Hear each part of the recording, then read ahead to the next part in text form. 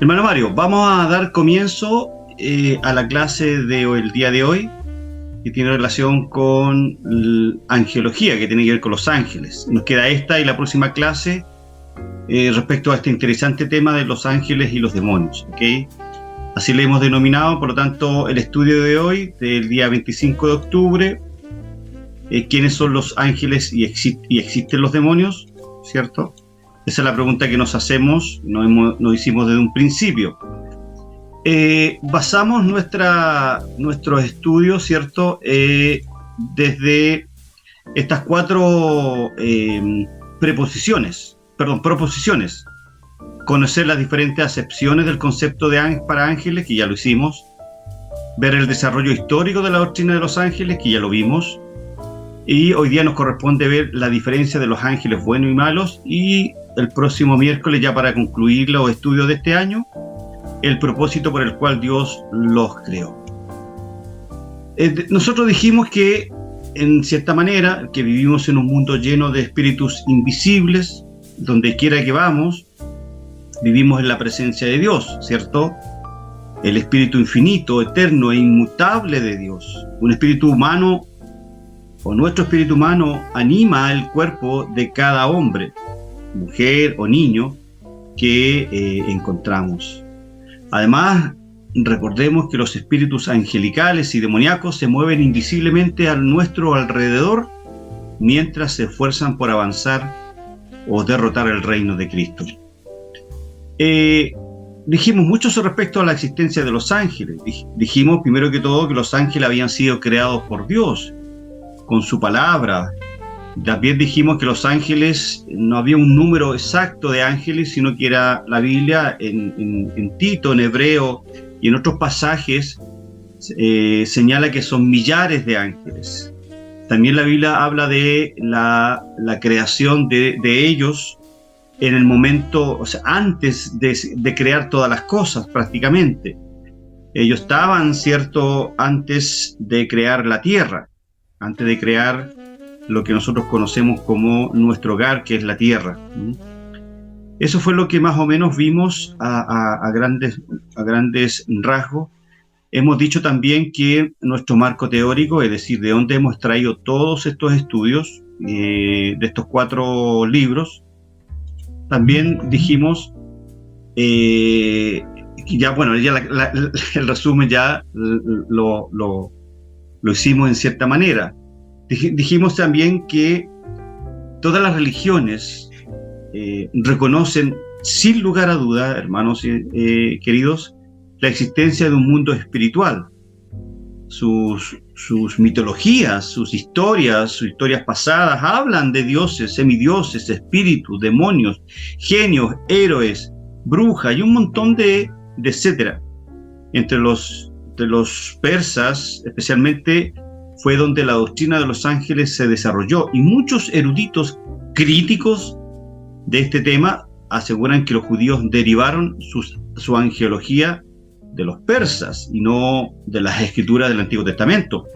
Pero esta teoría no está aprobada, y para decir lo menos posible acerca de ella, es muy dolorosa que alguien pueda pensar de esa manera cuando la Biblia ya menciona un ángel caído que fue quien en el fondo hizo caer a Adán y Eva, primero a Eva y después a Adán. Por lo tanto, la iglesia cristiana post-Cristo o después de la ascensión de Cristo siempre ha creído en la existencia de los ángeles, pero en la moderna teología esta creencia ha sido de a poco desechada, partiendo, ¿cierto?, de la teología liberal o del liberalismo teológico de principios de siglo, Karl Barth, ¿cierto?, donde ellos heredan un poco de las ideas del Renacimiento, donde hacen mención que los ángeles simplemente cuestiones simbólicas o cuestiones románticas que no tienen ninguna trascendencia, y Karl Barth, ¿cierto?, potencia un poco esta idea y hace mención de que hay muchas historias relacionadas con los ángeles que simplemente son historias que han adornado las escrituras o son ideas o historias ficticias. Entonces ahí tenemos un grave problema. Pues bien, hoy día, cierto, amados hermanos, nos corresponde ver la diferencia entre los ángeles buenos y malos, que es la tercera proposición que nosotros hicimos al inicio de estas exposiciones.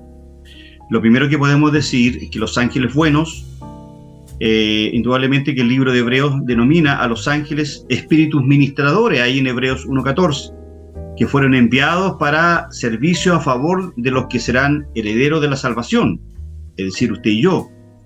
Los ángeles nos ministran de diversas formas y quisiera considerar algunos de sus ministerios con ejemplos de la Biblia, conjunto con algunas anécdotas modernas. Por lo tanto, a manera de introducción respecto a los ángeles buenos, podemos decir que las Escrituras hablan de ángeles buenos y malos, de ángeles santos y ángeles que abandonaron su propia morada, como dice Judas capítulo 6. Se nos muestra a los ángeles bajo una obligación moral, con una recompensa por su obediencia y un castigo o un juicio por su rebeldía. Los ángeles buenos se representan como las huestes de Dios, siempre dispuestos a obedecer su palabra. El Salmo 103, versículo 20, dice que obedeciendo a la voz de sus preceptos, ¿cierto? Ahora, la confrontación entre Dios y Satanás, centrada en la cruz de Cristo, es cósmica en sus proporciones y trasciende los siglos. Qué bonita frase. Y trasciende los siglos. Es decir, esta confrontación entre los ángeles buenos, que representan a Dios, y los ángeles malos, que representan a Satanás, se centra en la cruz de Cristo. Y esta confrontación es cósmica. Y sus proporciones, ¿cierto?, trascienden los siglos hasta el día de hoy. Ese hermoso pasaje de Efesios capítulo 6, donde se habla de una guerra espiritual, que estamos rodeados, ¿cierto?, en cierta manera de huestes, principados, y estamos una jerarquía, menciona ahí Efesios capítulo 6. Bueno, es necio, creo yo, y peligroso deambular ciegos y sordomudos por la línea de fuego. Es decir, no podemos ignorar de que permanentemente tenemos ángeles malos, llamados demonios, que están, ¿cierto?, circundando nuestra vida. Antes de que la cuestión de la demoniología se pueda ver en una perspectiva, creo yo que debe haber un conocimiento de la doctrina bíblica de los ángeles, que fue las dos o tres primeras clases. Solo entonces puede haber un debate beneficioso con cualquier persona que no conozca estos temas o que conozca en algo acerca de la naturaleza de los ángeles, acerca de su actividad, acerca del juicio que hay sobre Satanás y su reino. Por lo tanto, por toda la Escritura se da por supuesta la existencia de ángeles y se les atribuye evidentemente personalidad, que fue lo que vimos la semana pasada. Ellos poseen inteligencia, poseen raciocinio, ellos poseen estrategias, ellos tienen inteligencia, decía, tienen carácter moral. ¿Y por qué los ángeles buenos tienen una moralidad positiva, por decirlo de una manera? Porque indudablemente que están al servicio de Dios. Por lo tanto, los ángeles no pueden mentir, los ángeles no pueden engañar, los ángeles buenos. Y todas las expresiones esenciales de la personalidad están atribuidas a los ángeles buenos, pero también a los ángeles malos. De ellos, por ejemplo, se dice que aman, se regocijan, desean, adoran y conversan. La Biblia está repleta de semejantes acertos o a semejantes ideas o aciertos de lo que estamos diciendo. Por ejemplo, Mateo capítulo 22, verso 30, que lo que tengo aquí en mi cuaderno de nota de estudio. Los santos ángeles moran en el cielo con los redimidos, y en ciertos aspectos estos últimos se parecen a ellos. Si bien, amados hermanos, si bien es cierto, hay ocasiones en que los ángeles han asumido formas corpóreas, como lo vimos la semana o la clase anterior, cuando se presentan ante Abraham, cuando se presentan frente a Lot, ahí en Sodoma y Gomorra, Se trata, ellos son esencialmente seres espirituales, como dice Juan 4:24, basándonos en ese texto. Entonces, como ya hemos visto, el autor de Hebreo los denomina espíritus ministradores, como está puesto acá. Esperen un segundo. Como está puesto acá, espíritus ministradores, ¿cierto? Y su existencia inmaterial está implícita en la afirmación de nuestro Señor de que los redimidos en el cielo ni se casarán, como dice Mateo 22 y Hebreos 1:14, ni se casarán ni se darán en casamiento, sino serán como los ángeles de Dios en el cielo. Es decir, haciendo una comparación, así seremos como los ángeles que están en el cielo, que ni nos casaremos, ni, ¿cierto?, nos daremos en casamiento, como dice el pasaje de Mateo. Por lo tanto, los espíritus pueden estar presentes en gran número en un mismo lugar. También veíamos que no existe una cantidad específica o puntual de los ángeles, y decíamos que Dios hizo una cantidad específica, por decirlo de una manera, que no la conocemos. Dios nos volvió a crear más ángeles, pero sí la Biblia habla de millares de ángeles. Ahora, una parte de estos, ¿cierto?, fueron los que cayeron a la tierra, ¿cierto?, expulsados de la presencia de Dios mismo. ¿Existen los ángeles malos? Obvio, algo ya hemos dicho en la lámina anterior. ¿Por qué la tradición dice que son ángeles que empezaron siendo buenos pero que se rebelaron? Bueno, no es que sea una tradición, teológicamente es correcto esa afirmación o esa pregunta. La Biblia dice poco sobre la creación de los ángeles y su caída. Es muy escueto lo que señala, pero lo que señala es claro, que los ángeles fueron creados antes de la creación del universo, y que su caída obedece, ¿cierto?, a este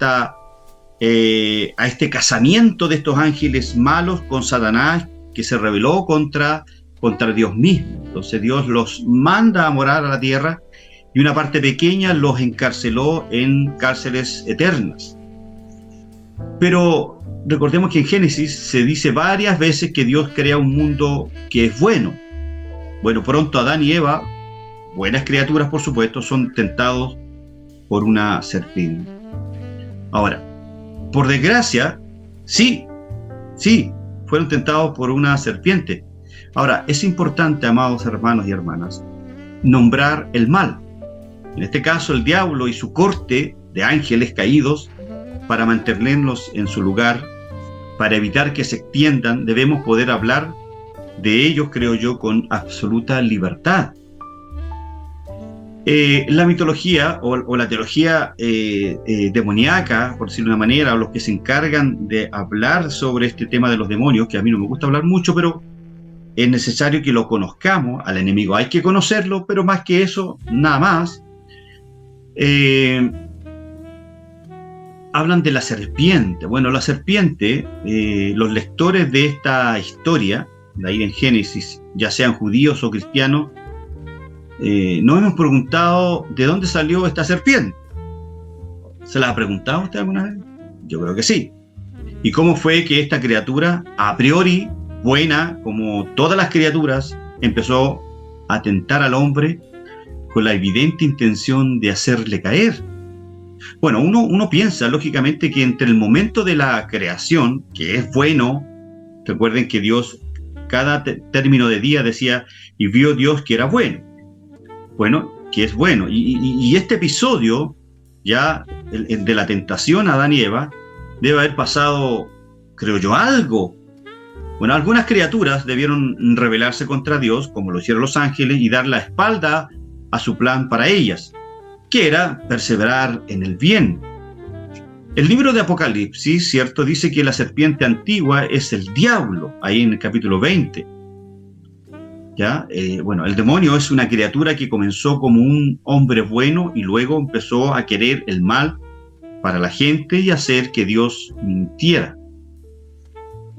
¿cómo que Dios te dijo esto? ¿Se acuerdan lo que hace ahí la serpiente? Bueno, la serpiente del Génesis retuerce y distorsiona las palabras de Dios que Dios había dirigido al hombre y a la mujer. Y es lo que ha hecho durante toda la trayectoria bíblica, la historia bíblica. Nosotros vemos que Satanás usa personas para distorsionar siempre el plan de Dios, y lo hace con la iglesia a principios de siglo, intentando destruir el avance de la iglesia con la persecución del segundo y tercer siglo. Y ni hablar con la distorsión que ocurre en el siglo IV cuando Constantino declara en el Imperio Romano al cristianismo como la religión oficial. Satanás, ¿cierto? Ahí dijo: aquí algo he vencido, porque hay muchos siglos de oscuridad, hasta que aparece, ¿cierto?, este monje diciendo que él no estaba de acuerdo, y clava sus 95 tesis ahí en la catedral de Wittenberg, ¿cierto? Y todo lo que pasa después ya lo sabemos.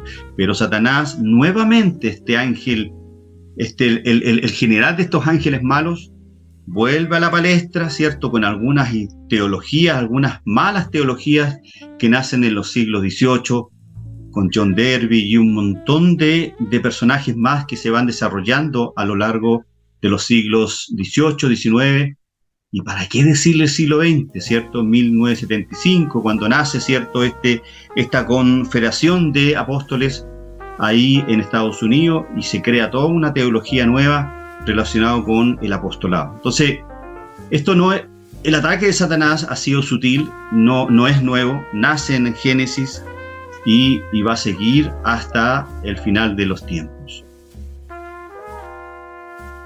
Bueno, ahí vemos, pero para conocer mejor a Satanás y sus demonios, 4 proposiciones: su origen, sus propósitos, cómo operan y el destino de estos. Por lo tanto, ¿debemos estudiar demoniología? Yo creo que sí. Yo creo que sí, debemos estudiarla, porque quien no conoce a su enemigo no puede ser eficaz en su vida diaria. Dicho de otra manera, no alegoricemos tanto esto de la demoniología, pero si usted no conoce su enemigo interno, que son sus conductas o sus malas conductas, usted no va a poder vencer sin la ayuda soberana del Espíritu Santo. La demoniología es algo similar. Si usted no conoce quiénes son los demonios, en qué lugar, qué atributos tienen ellos, si son omniscientes o no, si son omnipresentes, cuáles son sus características, cuáles son sus limitaciones, indudablemente que usted va a estar siempre dando golpes al vacío en su vida espiritual, y usted va a ser tentado por sus propias concupiscencias, como dice Pablo, creyendo que fue Satanás, en cierta manera, que lo tentó, haciendo ahí una comparación. Bien, la demoniología, hagamos una pequeña introducción, y permítame una pregunta. ¿Aceptarían ustedes una definición de Dios como un ser sobrenatural que tiene la capacidad de influenciar a la gente para el bien? Yo creo que ustedes me dirían: sí, hermano Alejandro. Luego, permítame otra pregunta. ¿Aceptarían ustedes una definición del diablo como un ser sobrenatural que tiene la capacidad de influenciar a la gente para el mal? Y ustedes, yo creo que me dirían: sí, hermano Alejandro. Ahora, ¿qué tiene Satanás que lo hace ser tan increíble que la gente no cree en su existencia en algunos casos? Inclusive hay otro grupo de hermanos, creo yo con buena intención, yo no voy a juzgar las intenciones, que le dan tanta importancia a Satanás y sus demonios, que por todo ven demonio: el demonio del resfriado, el demonio del dolor de cabeza, el demonio del dolor de estómago, el demonio del dolor de pie, el demonio por todos lados. Entonces, cuando nosotros nos vamos a los extremos, y estos son los dos extremos que nosotros no podemos permitirnos, hermanos. Por un lado, no podemos ignorar la existencia de los demonios, pero tampoco podemos exagerar nuestra mirada y nuestra atención hacia ellos. ¿Saben por qué? Porque a lo largo de 2 siglos, cuando nace voy a entrar en otra doctrina, pero no la voy a nombrar. Cuando nace una doctrina X, se le da tanta importancia a Satanás. Sin embargo, la doctrina ortodoxa nos dice que Satanás ya está vencido. ¿O no está vencido? ¿Está Satanás debajo de los pies de Cristo? Sí. Solo que Dios ha permitido que Satanás, aún con propósitos divinos, permanezca molestando en cierta manera a la iglesia y tratando de engañar aún a los escogidos, como dice el Nuevo Testamento. Pero Satanás no debemos darle más importancia de la que tiene, hermanos. Por eso que nuestras oraciones muchas veces se centran en expulsar a Satanás de la iglesia A, después de la iglesia B, y al unísono al mismo tiempo de la iglesia C, y así pasamos por todas las iglesias del abecedario, de la A a la Z, y todas empiezan a expulsar a Satanás y demonios, cuando en el fondo Satanás, recordemos que él no tiene el atributo de la omnipresencia. Ahora, pasando a otro punto. Esta doctrina cristiana creo yo que nos debe ayudar a proporcionar respuestas importantes sobre qué son los demonios, sus actividades, su identidad, su poder y su destino final. Las preguntas importantes sobre la demonología cristiana incluyen 5 preguntas que vamos a intentar responder.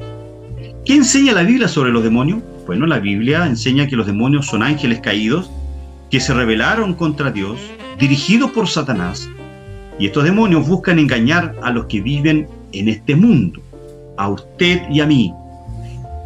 No hablemos del inconverso, porque el inconverso es un hijo de ira.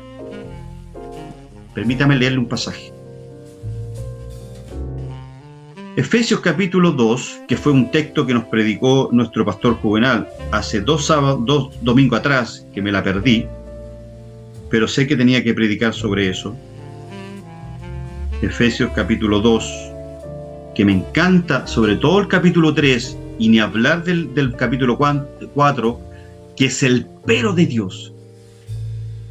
Dice la Escritura en Efesios capítulo 2, y Él, hablando de Cristo, os dio vida a vosotros cuando estabais muertos en vuestros delitos y pecados, en los cuales anduvisteis en otro tiempo, siguiendo la corriente de este mundo. Está hablando de las ideologías, conforme al príncipe de la potestad del aire, Satanás. Está hablando aquí precisamente de Satanás. El espíritu que ahora, dice, opera en los hijos de desobediencia. ¿Escuchó bien o no? Hijos de desobediencia.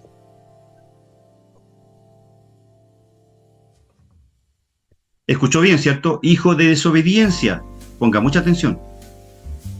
Entre los cuales también todos nosotros, los 7 que estamos acá, vivimos en otro tiempo, en los deseos de nuestra carne, haciendo la voluntad de la carne. No me acuerdo el término griego ahí. Proviene del griego sark, ¿cierto? La carne física.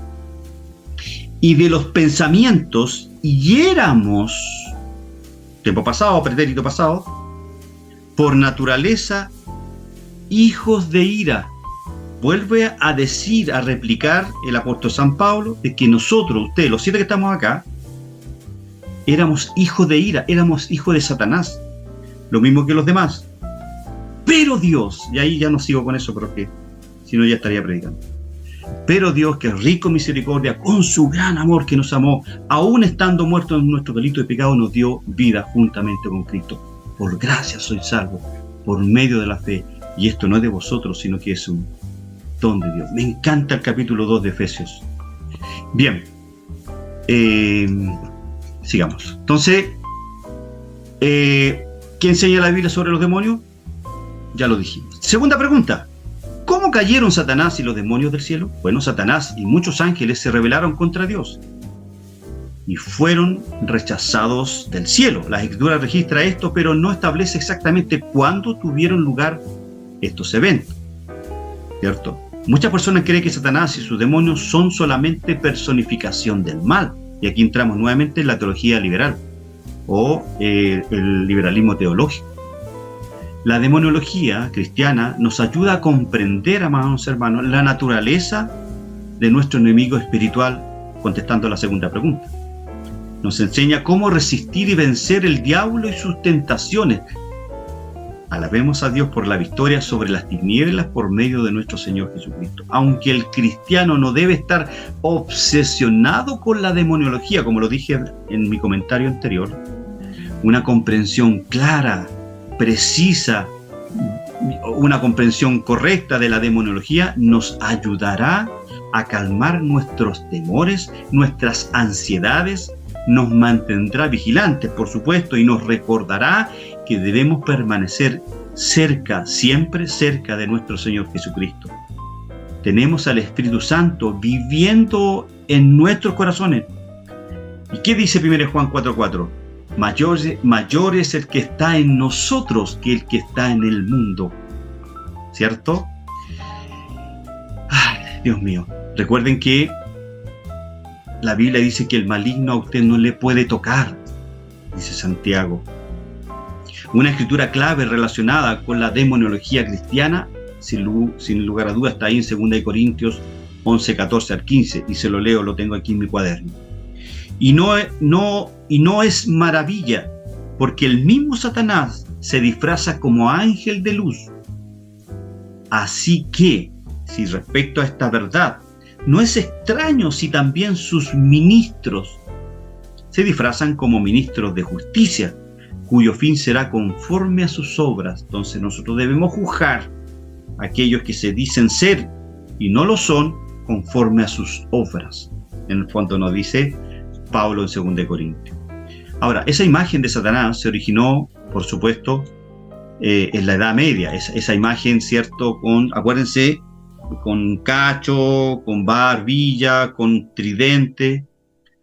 Ahora, ¿por qué? Porque la iglesia cristiana de aquel entonces, que era la iglesia católica, apostólica y romana, era muy consciente de la realidad del diablo. La gente en ese tiempo, recuerden, se preocupaba mucho por hallar formas de resistir a los malos impulsos de Satanás. Los teólogos enseñaban que Satanás había sido un ángel bueno antes de su caída y que debido a que su pecado particular había sido el orgullo, la gente podía resistir sus ataques burlándose de él. Y como resultado, se inventaron imágenes ridículas de Satanás para lastimar su orgullo y para que así se alejara de ellos. Nadie en ese tiempo creería en realidad que Satanás llevaba un trinchete, un tridente, ¿cierto? Y tuviera cuernos y pezuñas. Pero las siguientes generaciones llegaron a pensar que la gente de la Edad Media en realidad creía en esa criatura. Bueno, creo que cómo cayeron Satanás y los demonios, bueno, está claro. ¿Cayeron de dónde? Del cielo. ¿Cómo? ¿Por qué? Por el orgullo, ¿cierto?, de Satanás de querer ser igual a su creador, que era Dios. Tercera pregunta, ¿por qué algunos ángeles decidieron pecar? Bueno, los ángeles fueron creados con alguna habilidad de elección similar a Adán y Eva. Fueron y son seres volitivos, es decir, que podían tomar decisiones. Dios no obligó a los ángeles a rebelarse, pero algunos decidieron hacerlo sin lugar a duda, bajo la influencia de Satanás. Cuarta pregunta, dice, ¿pueden los cristianos ser poseídos por demonios? Esto lo voy a desarrollar muy bien, quizás la última clase, pero la Biblia registra relatos de personas que fueron poseídas o controladas por espíritus malignos. Sin embargo, no hay registro, escucha bien, de cristianos poseídos por un demonio. Es imposible, hermanos. Los demonios no pueden controlar ni poseer a aquellos que tienen el Espíritu de Dios viviendo dentro de ellos. Sin embargo, los demonios pueden sí seguir tentando a los creyentes. Incluso Jesús fue tentado en el desierto por Satanás. No voy a leer Mateo 4 del 1 al 11. Ahí habla de la tentación de Satanás hacia el Hijo de Dios. Esta idea de si los cristianos pueden ser poseídos ha causado, amados hermanos, una división en este tema que, si bien es cierto, no es relevante, pero sí, para tener una buena ortodoxa de estos temas, es limitarnos a lo que dice solo la Biblia. Y en cierta manera también qué es lo que el desarrollo de esta doctrina ha tenido a lo largo de la historia. Y jamás la Biblia no lo menciona, ni la iglesia primitiva tampoco, ni los padres patrísticos tampoco, los reformadores tampoco, ¿cierto? Por lo tanto, solo vino a tener un énfasis el tema este de las posesiones demoníacas en los creyentes con estas famosas prácticas que se dieron, ¿cierto?, a principio de siglo, ¿ya? Por eso le digo, voy a desarrollar esta proposición un poco más en detalle en la próxima clase. Quinta pregunta: ¿están los demonios involucrados activamente en nuestro mundo hoy? Yo creo que sí, ¿ya? Creo que Satanás sigue trabajando para causar problemas en nuestro mundo hoy.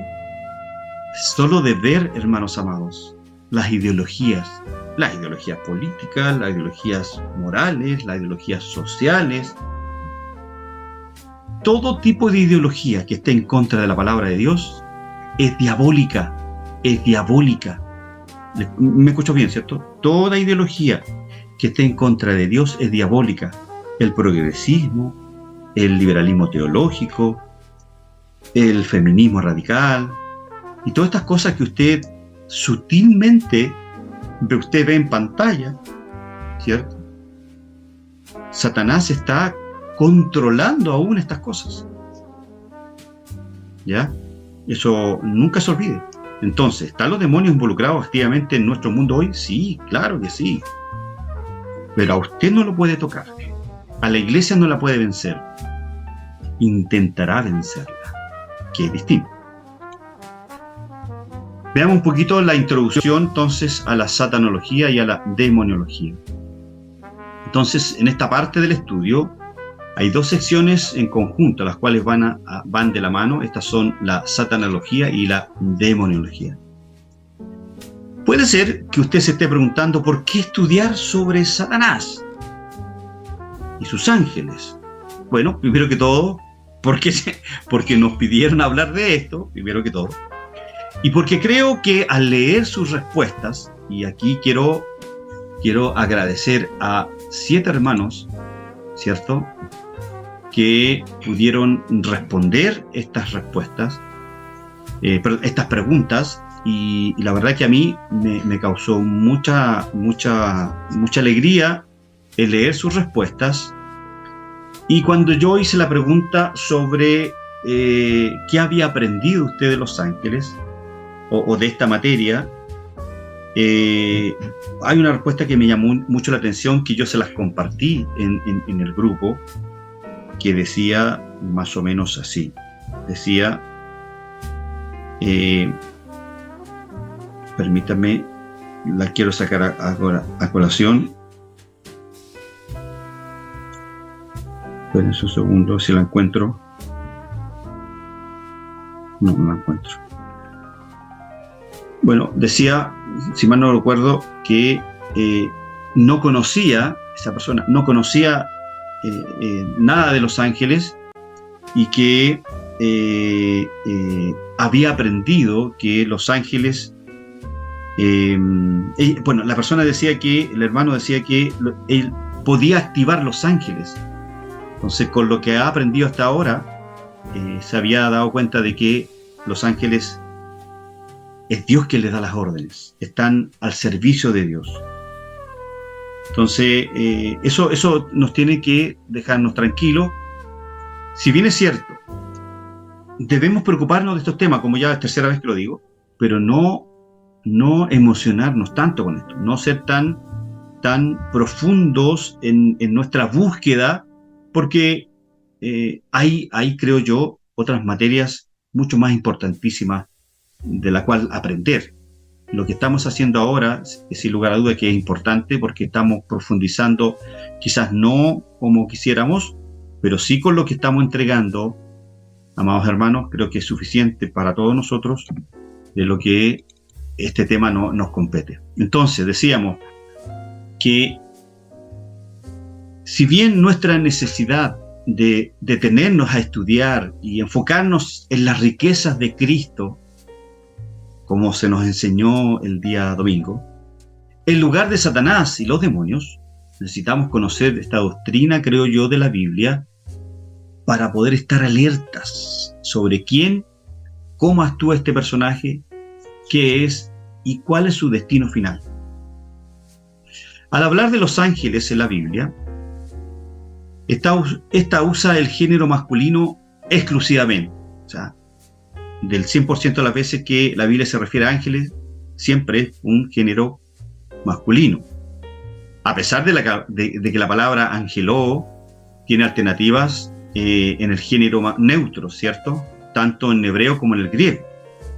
Ahora, la única posible excepción se encuentra, como lo leíamos anteriormente, ahí en Zacarías, creo que era el capítulo 5, que hablaba de dos mujeres, pero hicimos el alcance ahí respecto a este tema. Ambas, permítame un segundo, ambas, la satanología y la demonología, son parte de la angelología, ya que los seres caídos como Lucifer y sus ángeles claramente tienen que ver con el tema. El énfasis de esta sección trata específicamente con el gobernante de los ángeles caídos, es decir, Satanás. Analizaremos la carrera de Satanás y sus ángeles, que se extiende desde un pasado sin fecha, pero sí con origen, antes de la creación del hombre. ¿Qué dice Job 38:7? Cuando alababan todas las estrellas del alba y se regocijaban todos los hijos de Dios. Y aquí hijos de Dios, ¿cierto? Pues viene del hebreo, no me acuerdo la palabra en el hebreo. Es Barak, no es Barak. Pero bueno, perdónenme que no me acuerdo la palabra en hebreo, que se tradujo como hijos de Dios, ¿ya? Porque aquí está hablando de los que Dios creó antes de crear pues, la tierra. Bueno, hasta la eternidad futura, para que de esta manera se determine que la naturaleza o las cualidades que tiene Satanás y los demonios. La doctrina acerca de Satanás y los demonios es influyente en la Biblia y forma una parte importante de la palabra de Dios. Satanás y los demonios.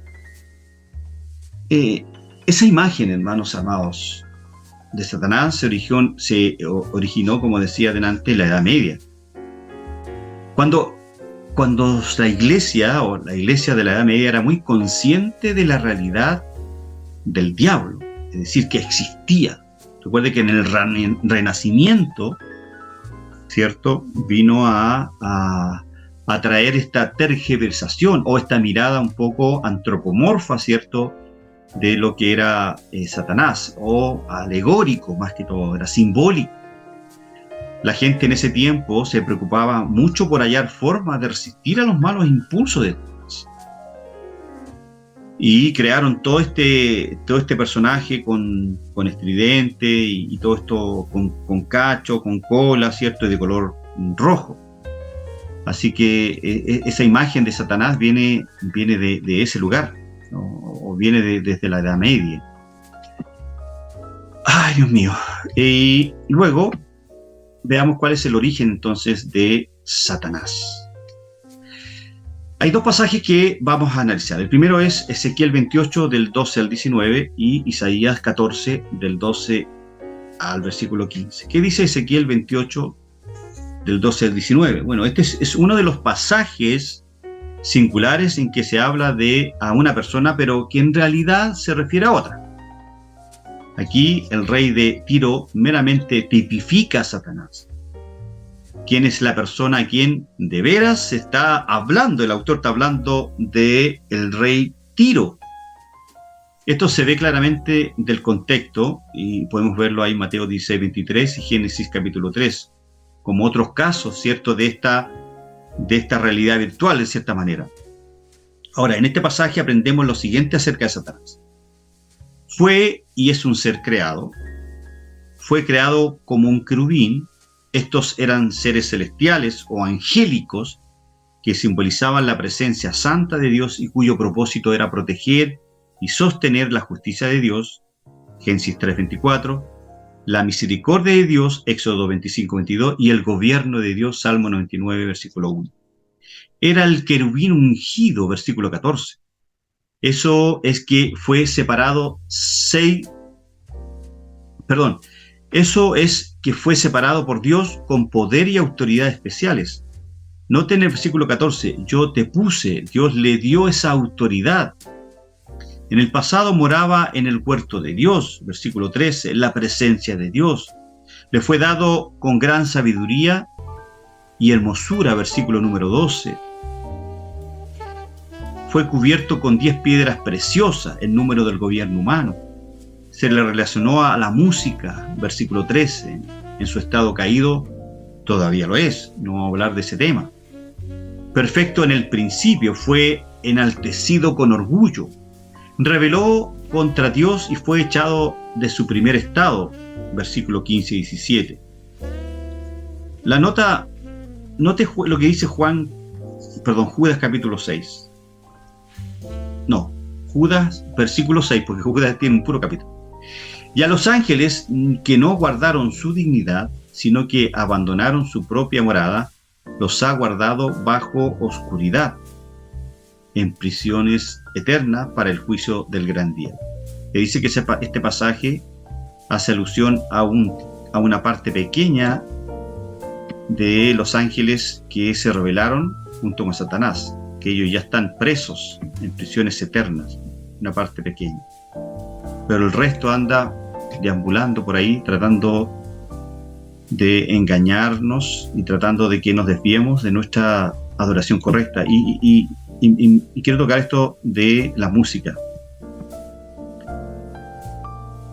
La música, según los eruditos, la música conmueve las emociones. La música puede generar en un ser humano que pase de un estado emocional a otro, pero así, en forma instantánea prácticamente. Usted puede pasar de la euforia a la tristeza, de la alegría a la tristeza, puede pasar de un estado emocional a otro, pero en forma instantánea. La música genera eso. Yo no estoy en contra de las emociones. Yo creo que Dios es quien debe controlar nuestras emociones, y al controlar nuestras emociones nos va a permitir accionar, es decir, ejecutar acciones que a Dios le agraden, porque primero son las emociones y después las acciones, según la ciencia. Entonces, ¿qué pasa con la música? La música es un tema muy importante en las iglesias locales. Y yo he hecho bastante hincapié con algunos hermanos de que antes de poner una música, antes de cantar, estudien la letra. Porque a veces hay letras en la música, en la liturgia, ¿cierto? Que sin lugar a duda exalta más al hombre que a Dios.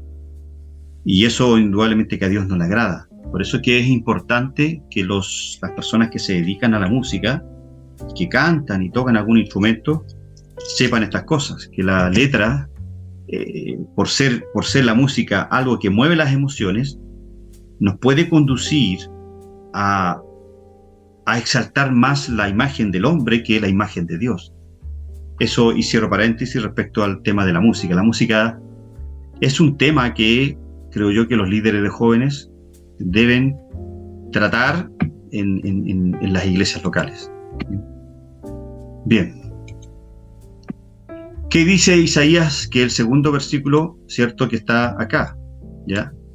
¿Qué dice Isaías respecto al origen de Satanás? Isaías 14, del 12 al 17. ¿Cómo caíste del cielo, oh lucero, hijo de la mañana? Cortado fuiste por tierra, tú que debilitabas a las naciones. Tú que decías en tu corazón, subiré al cielo, en lo alto, junto a las estrellas de Dios, levantaré mi trono.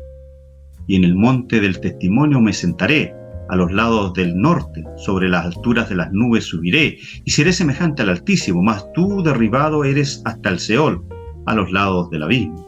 Se inclinarán hacia ti los que te vean, te contemplarán diciendo, ¿es este aquel varón que hacía temblar la tierra? ¿Que trastornaba los reinos? ¿Que puso el mundo como un desierto? ¿Que asoló sus ciudades? ¿Que a sus presos nunca abrió la cárcel? Bueno, este pasaje, ¿qué es lo que aprendemos? Su nombre original no era Satanás, sino lucero de la mañana, que quiere decir estrella del día. El versículo 12, las estrellas, en lenguaje profético, se refieren a los ángeles. Ahí está, hijo de lucero, hijo de la mañana. Satanás anteriormente se llamaba lucero, escogido por Dios, ungido, y el ángel de posición más elevada. Aquí vemos a lucero lleno de orgullo. Compare Ezequiel 28, 17, declarando su propia voluntad 5 veces, concluyendo con seres semejantes al Altísimo. Versículo 14. Sobre las alturas de las nubes subiré y seré semejante al Altísimo. ¿Se dan cuenta? Este fue el pecado de Satanás. Él quiso ser semejante al Altísimo. Nota, lucero deseaba la adoración que solo le pertenece a Dios. Todavía él la anhela. Buscaba la adoración de Cristo. Leamos Mateo 4, versículos 9 y 10, y le dijo, todo esto te daré. Se lo dice a Jesús. Si postrares, me adorares. Si postrado me adorares. Entonces Jesús le dijo, vete, Satanás, porque escrito está, al Señor tu Dios adorarás, y a Él solo servirás. Su último hecho antes de la venida de Cristo será reclamar la adoración de todo el mundo mediante la adoración de la bestia. Aquí vemos que Satanás, como lucero, tenía un trono, versículo número 13. Tú que decías en tu corazón, subiré al cielo, en lo alto, junto a las estrellas de Dios, levantaré mi trono, y el monte del testimonio me sentaré al lado del norte. Todavía reina desde su trono, como príncipe de este mundo. Apocalipsis capítulo 2, Efesios capítulo 2, Apocalipsis capítulo 3. Cayó Satanás y su perdición final está profetizada. El versículo 15 y 17 dice, se inclinarán hacia ti los que te vean, te contemplarán diciendo, ¿es este aquel varón que se hacía temblar la tierra, que transformaba los reinos, que puso el mundo como un desierto, que asoló sus ciudades, que a sus presas nunca abrió la cárcel? Pues bien, bueno, en resumen de todo esto que hemos visto hoy día, nótese el fondo de las narraciones de Isaías 14 y Ezequiel 28. Las personas se han preguntado por qué la narración está dirigida a los reyes de Babilonia y de Tiro, porque aquí es al rey de Babilonia y en Ezequiel es el rey de Tiro, como lo anoté yo acá.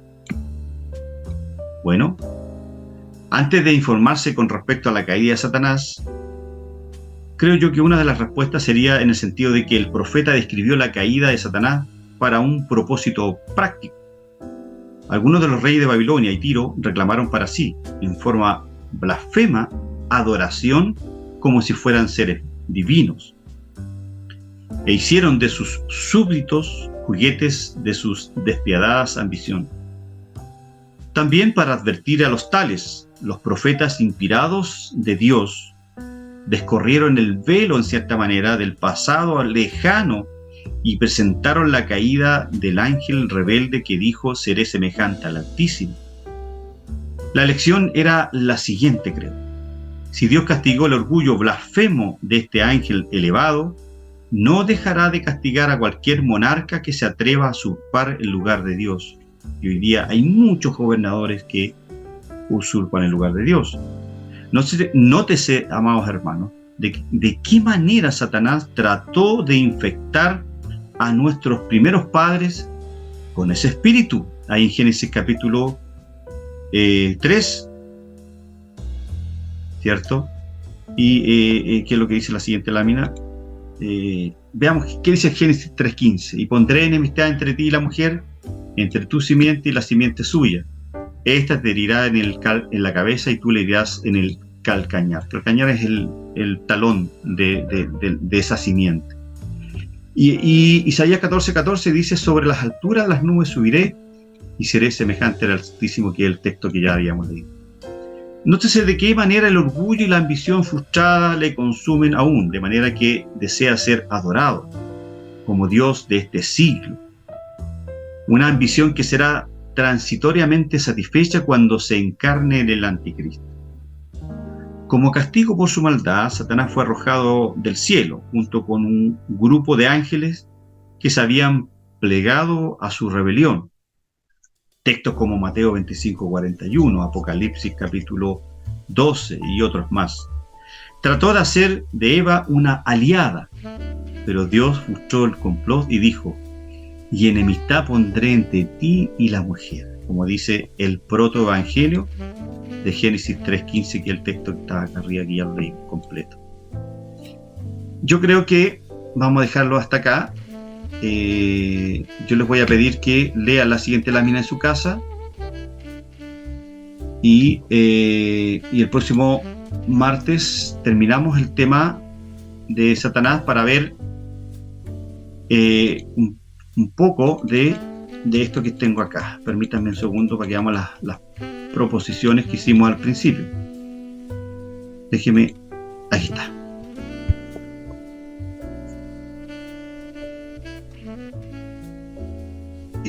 Permítame compartir un poquito esto para que ya empecemos a hablar. Esto es lo que nosotros pretendemos conocer de este tema de los ángeles y los demonios. Primero, nosotros conocimos diferentes acepciones del concepto para ángeles. Vimos el desarrollo histórico de la doctrina de los ángeles. Ustedes contestaron muy bien las preguntas que se hizo en la prueba. Y la diferencia de los ángeles buenos y malos, que es lo que desarrollamos hoy día, y el propósito por el cual Dios los creó. ¿A quiénes? Bueno, a los ángeles, ¿cierto? Vamos a ver cuál es el propósito de los ángeles buenos y los ángeles malos. Espero en la próxima clase ver este tema. Pues bien, voy a abrir los micrófonos para que me puedan dar sus testimonios, sus preguntas, sus comentarios. Hermano Cristian, hermana Miriam, o el pastor Juvenal, el pastor Jorge.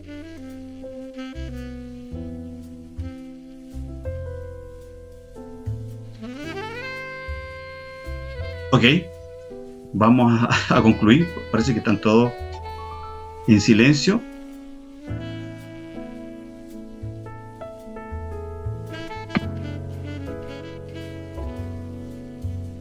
¿Pastor Cona?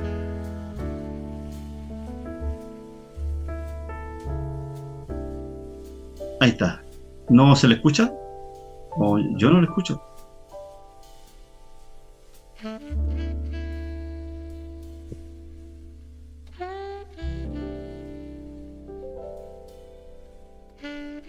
Ahí sí. Ahí sí. Ahora sí. Sí, lo que pasa es que... Espérame. ¿Ahí sí? Ahí sí, fuerte y claro. Ahí se escucha súper claro. ¿Me escucha yo, no? Sí, por favor, adelante. Ya. Y dejo que con el compu, pero ahí se escucha bien. Sí. Estaba escuchando atentamente la clase y es verdad, hay muchos aspectos tergiversados con respecto a la demoniología, y que es bueno orientarlo bíblicamente. Nuestro entorno, me refiero a nuestro continente, a nuestra idiosincrasia, la influencia del pentecostalismo, el movimiento carismático, que no son malos en sí mismos, sino que caen en distorsiones, en exageraciones, en alteraciones de la ortodoxia, digamos. Abusan de este tema. Pero sí hay que entender que hay una dimensión espiritual, que hay una oposición espiritual, ¿cierto? Y es necesario siempre tener claro los alcances de este mundo espiritual. Y lo más importante es poder tener siempre en consideración, más que el poder de Satanás, el poder de Cristo. Así es. Así que es siempre bueno. Hay muchos ausentes en la clase, pero este tema de la angeliología, la demoniología, son asuntos que tenemos que conocerlos correctamente. Los movimientos de guerra espiritual y demoniología malentendidos van a seguir surgiendo siempre, y es necesario sentar bases y detener, ¿cierto?, malas interpretaciones y tergiversaciones de este tema, que se manosea harto y se malentiende. Así que gracias a mi hermano Alejandro por la clase. Ok. Gracias a usted por su comentario. Pastor Jorge, por favor. Sí, buenas noches. Quizá una pregunta un poco, ¿dónde o en qué movimiento nosotros podemos agrupar el tema de la activación de ángeles que ha estado este último tiempo mucho más resonando en algunas esferas evangélicas? Pero en qué mover? Porque en teología de prosperidad hablamos de todo lo que tú te propongas alcanzar, vas a alcanzar. Pero este tema de que está ahora en boga de activar ángeles, ¿en qué corriente se agrupa o dónde aparece? Y sé que esto de este tiempo viene históricamente de antes, del siglo pasado. El tema de la activación de los ángeles, Pastor Jorge, nace con John Kichon, el coreano este pastor. Luego a este pastor se le suman, ¿cierto?, en este caso César Castellano, que trae y crea, ¿cierto?, todo lo que es el movimiento G12. Y ellos resaltan, ¿cierto?, lo que es la guerra espiritual, que durante el movimiento pentecostal o neopentecostal impulsa sin mayores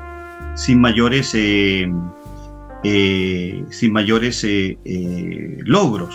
Pero es César Castellano, que a nivel latinoamericano y a nivel mundial también, porque ya ha alcanzado otras latitudes, es el que en el fondo le da el impulso definitivo, o le da la vitrina que esta doctrina estaba carente de vitrina, en cierta manera, que es la activación de los ángeles. Dándole importancia, dándole orden a los ángeles. Nace con G12, con la doctrina, ¿cierto?, del pastor César Castellano, bueno, no sé si nombrarlo pastor, pero nace con esa herejía de activar los ángeles y la famosa guerra espiritual, porque la guerra espiritual es antes de César Castellano. Lo que es la guerra espiritual nace por ahí por los años a fines de los 60, principios de los 70, incluyendo un poquito también a este famoso evangelista guatemalteco, ¿cómo se llamaba? Chille Ávila, que también, en cierta manera, da un impulso a estas miradas un poco distorsionadas de lo que era la guerra espiritual y todas estas cosas que nosotros conocemos. Pero es César Castellano el que le da el impulso ya definitivo, el que lleva a entronar al hombre, dándole órdenes a Satanás. Luego vienen este movimiento apostólico ya a los fines de los años 80, 90, también con esta idea de darle orden a los ángeles. Acordémonos de la esposa, o no sé si se todavía estarán casados, de la esposa, ¿cierto?, de este apóstol. Siempre se me olvida este personaje, Maldonado, ¿cierto?, donde le da órdenes a Guillermo Maldonado, donde le da órdenes a los ángeles y le dice que le ordena a los ángeles que le busquen las joyas que le habían extraviado en un hotel. Entonces, el mundo pentecostal, el mundo carismático, como está divorciado de la ortodoxia o está divorciado de la teología, por decirlo de una manera simplista, abraza de manera tan liviana, ¿cierto?, estas nuevas corrientes, y se generan todas estas cosas que nosotros conocemos hoy en día, Pastor Jorge, como la activación de los ángeles, que fue una de las luchas que yo personalmente tuve con mi antiguo líder en mi iglesia donde yo nací. Y fue uno de los tantos motivos que me hizo alejarme de aquello. Eso es lo que le puedo contestar en términos sencillos. Ok, gracias. Ya, Pastor Jorge. Bien, hermano Cristian, ¿algún comentario? ¿Algo que usted quiera comentar? Sí, añadir más que nada, mi hermano Alejandro, agradecer por este estudio, y obviamente no podemos desestimar que en la Biblia aparecen los ángeles que fueron creados por Dios, ¿cierto?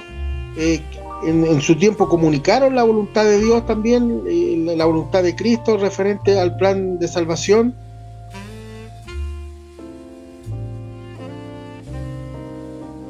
Perdón, ¿es un comentario o una pregunta? No terminó, parece. Hermano Cristian. ¿Aló? Pues yo me caí. No, fue el hermano Cristian. Ah, ya. Hermano Cristian se le cayó el internet, parece. Ya. Bueno, sí, ahí se cayó. Lo que dice el hermano Cristian, sí es cierto, pero esa parte ya la analizamos en las primeras clases. El propósito, ¿cierto?, que tienen los ángeles, ¿cierto? Y de hecho estaba en la prueba que tenían que contestar. Mano Cristian, ahora sí parece que volvió. Se fue un poquito, ahora sí parece. Sí, dele con su comentario, por favor.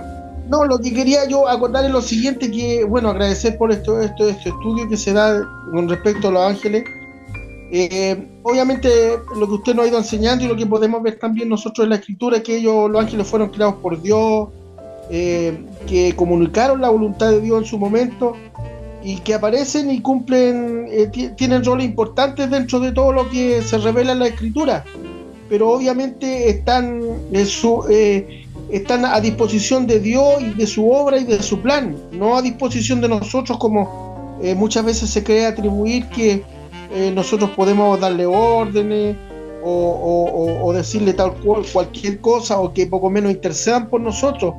Así es. Y creo que es importante tocar estos temas también en las congregaciones, no solamente nosotros poder aprender de esto y también perfeccionar estos temas, sino en medio de la congregación.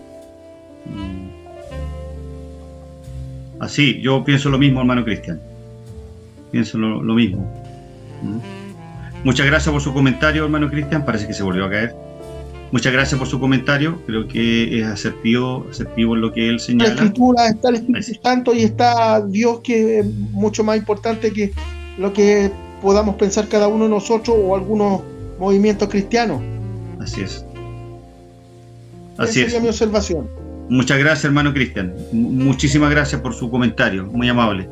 Hermano Mario, ¿alguna consulta, algún comentario que nos quiera hacer, por favor? Buenas noches, hermanos. Dios los bendiga a todos. A usted también.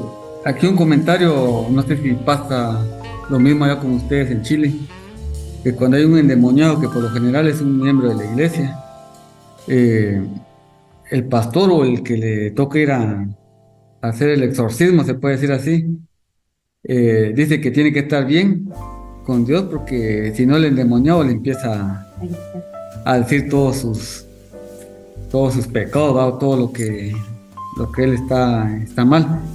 Y ahora sí, con una pregunta, hermano, Sí, así dígame. como la muerte, ¿la muerte ya existía, hermano, o fue cuando entró el pecado, la rebelión de Satanás, que de ahí salió la muerte? ¿La muerte física, dice usted? Sí, mi hermano, sí, La muerte física es producto del pecado. del El pecado, cuando entra en el ser humano, degenera, ¿cierto? Voy a hablar en términos científicos. Lo que hace el pecado, degenera las células. Vaya. Y eso indudablemente, al degenerar las células, bueno, el ser humano va desgastándose todo su organismo y en algún minuto muere. Pero la muerte física nace, ¿cierto? Por lo demás no era propósito divino, pero producto del pecado Dios permite, ¿cierto?, que el hombre viva una cantidad específica de años. Recordemos que al principio Matusalén, que fue uno de los que más ha vivido, cerca de 980 años, pero de ahí para abajo, ¿cierto?, que Dios determina que la edad máxima de un ser humano iba a ser 120 años, si mal no recuerdo, no me recuerdo muy bien, si alguien me puede corregir, sería positivo. Pero lo que produce la muerte física, hermano querido, es el pecado. El pecado produce aquello. Gracias, mi hermano. Ok. Sí, hermano, me quedó claro. Gracias, hermano. Ya, perfecto. Muchas gracias por su pregunta. Siempre son bien recibidas, porque así aprendemos todo. Muchas gracias, hermano Gracias, Mario. hermano. Y también salúdeme a su esposa que tiene al ladito, porque la escuché así. Ahí la escuché ahí recordándole algo. Bien, gracias. Mana Miriam, ¿alguna consulta, algún comentario que usted quiera hacer? Muchas gracias por contestar la prueba. Usted fue una de las 7 que contestó, así que la felicito.